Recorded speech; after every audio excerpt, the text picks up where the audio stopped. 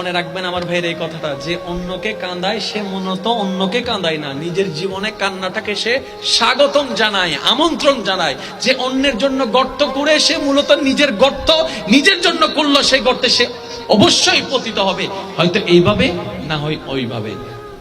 যে অন্যের ভালো চায় মূলত সে নিজের ভালো চায়। বলেন সুবহানাল্লাহ।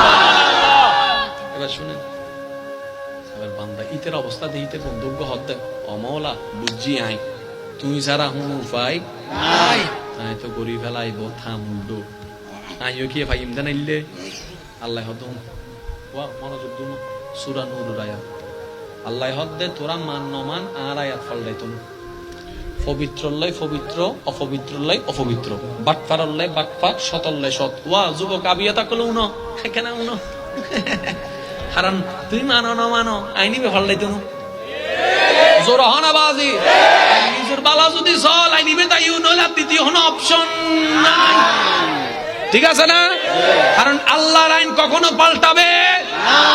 এবার শুনেন বন্ধু হদ্দ আল্লাহ কেন করতাম আল্লাহ হদ্দুন জিয়ান গরিব হলে সুয়ান আল্লাহ তওবা কর। যদি তুমি ভুল বুঝতে পারো আমি মাফ করতে প্রস্তুত। একটা শর্ত আছে, তুমি এই ভুল নতুন করে করতে পারবা না, তুমি তোমার জীবনকে আমার উপর ছেড়ে দিতে হবে। তুমি যদি সেটা করো তাহলে আমি তোমার জন্য যেটা রেখেছিলাম সেটাকে ক্যান্সেল করে তোমার জন্য উপযুক্ত একজনকে আমি ফিটিং করে দিব, যেটা তোমার মতো পবিত্র থাকবে, পবিত্র থাকবে, পবিত্র থাকবে। এবার অঙ্ক বুঝেন নাই তো, কোরআনের আয়াত বুঝেছেন কিন্তু অঙ্কটা বুঝতে পারেন নাই। এবার টোটাল বিষয়টা, এই এলাকার নাম কি? রাস্তা আছে না?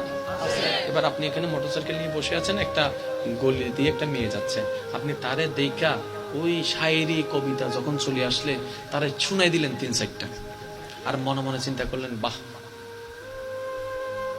এখন যে যাচ্ছে মনোযোগ, যে যাচ্ছে 2022 সালে আজকের তারিখে যে রাস্তা দিয়ে যাচ্ছে, ওর বিয়ে হবে যে বহদ্দারাটে 2025 সালে, তাহলে 25 সালের বহদ্দারা টোয়ালার বউ আপনার এলাকায় রাস্তা দিয়ে যাচ্ছে, আপনি গান শুনে দিয়েছেন, আপনার বউটাও তো কোনো না কোনো রাস্তা দিয়ে যাচ্ছে।